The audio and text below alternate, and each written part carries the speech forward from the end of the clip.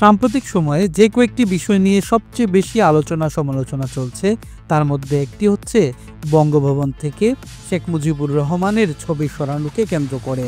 গত সোমবার বঙ্গভবনের দরবার হল থেকে সরিয়ে ফেলা হয়েছে বঙ্গবন্ধু শেখ মুজিবুর রহমানের ছবি। ফেসবুকে এটি নিশ্চিত করেছেন অন্তর্বর্তীকালীন সরকারের নতুন উপদেষ্টা মাহফুজ আলম। এরপর পক্ষে বিপক্ষে আলোচনা তৈরি হয়। এসব আলোচনার পর এবার শেখ মুজিব এবং হাসিনাকে নিয়ে শেখদের পতন শিরোনামে ফেসবুকে একটি পোস্ট করেছেন মাহফুজ আলম। ফেসবুকে মাহফুজ লিখেছেন, শেখ মুজিব ও তার কন্যা তাদের ফেসিবাদী শাসনের জন্য জনগণের তীব্র রাগ ক্ষোভের মুখে পড়েছেন।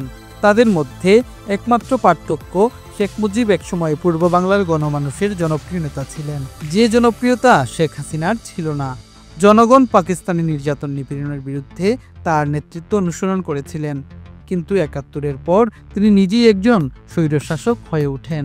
মুজিববাদের প্রতি তার সমর্থন ও পৃষ্ঠপোষকতায় ৭১-এর পর পঙ্গু ও বিভক্ত হয়ে পড়েছিল বাংলাদেশ। জোরপূর্বক গুম, দুর্নীতি, দুর্ভিক্ষ দেখিয়ে বাংলাদেশ। এসবের জন্য আওয়ামী লীগ ও শেখ পরিবারের সদস্যদের বাংলাদেশের জনগণের কাছে ক্ষমা চাইতে হবে বলেছেন মাহফুজ আলম। তার ভাষ্য, অতীত কৃতকর্মের জন্য মুজিব ও শেখ হাসিনার ছবি, মোরাল ও ভাস্কর্য মানুষ নামিয়ে ফেলেছে। নতুন এই উপদেষ্টা ফেসবুকে আরও লিখেছেন, তবে শেখ মুজিব তার ৭১ পূর্বভূমিকার জন্য সম্মান পাবেন। যদি ৭১ পরবর্তী গণহত্যা, জোরপূর্বক গুম, দুর্নীতি, দুর্ভিক্ষ ও নিশ্চিতভাবেই ৭২-এর সংবিধান যা বাকশাল প্রতিষ্ঠার পথ প্রশস্ত করেছিল, এসবের জন্য তার দল ও পরিবারের সদস্যরা বাংলাদেশের জনগণের কাছে ক্ষমা চাইতে হবে। শেখ কন্যার ফেসিবাদী শাসনের কথাও তাদের স্বীকার করা, ক্ষমা চাওয়া এবং এজন্য বিচারের মুখোমুখি হওয়া উচিত। তিনি বলেন, তাদের আরও উচিত মুজিববাদী রাজনীতি ও শেখ পরিবারের বন্ধনা পরিহার করা।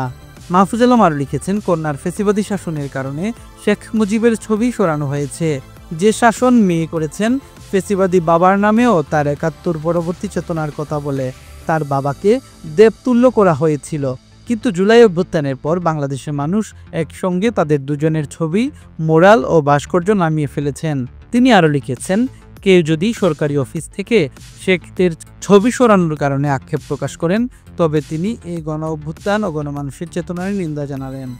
বৈষম্য বিরোধী আন্দোলনের এই নেতা লিখেছেন, আমাদের মনে রাখতে হবে, ইতিহাসকে মুছে ফেলা যায় না।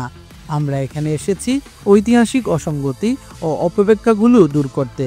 ৭১-এর মুক্তিযুদ্ধ ছিল বাংলাদেশের গণমানুষের।